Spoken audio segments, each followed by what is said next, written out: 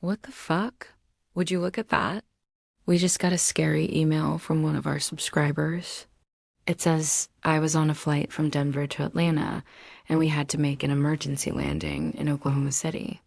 There was a man in the row behind me who kept getting up and walking around the cabin. I thought he was going to the bathroom, but he wasn't. He was literally running up and down the aisle, freaking people out. Then he started talking to himself, and he wasn't making any sense. People were starting to get really scared. What is wrong with this guy? Do you know what's wrong with him? He's a method actor preparing for his next role.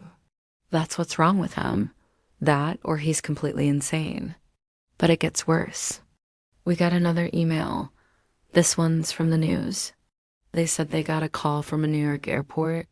They said there was a man causing a ruckus, acting very erratically, running up and down the aisles, freaking people out. They needed someone to come and get him as soon as possible. Okay, we can do that. We just got a third email. This one's from a passenger on the plane. She says, is it normal for a passenger to be sitting on the floor in the middle of the aisle, crying and screaming for an hour straight? No, it's not normal, but it sounds like it's happening a lot. Okay, now we got 4 emails about this guy. This is crazy. Let's go to the 4th email. This one's from the news again. They say the man has been identified only as a 23-year-old male. Apparently, he boarded the plane in Denver, and by the time the plane got to Atlanta, he was freaking people out. Now, they didn't say what airport he got off at, but they did say when the man got off the plane, he left the scene and he was gone. But now we have 5 emails. This one's from a news outlet. They say a man was removed from a flight for, quote, running up and down the aisle and acting disorderly.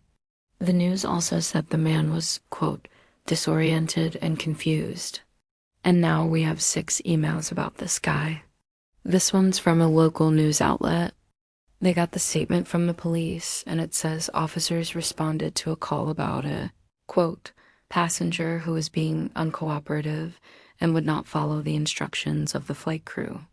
The news also said the man was, quote, suffering from a mental health crisis.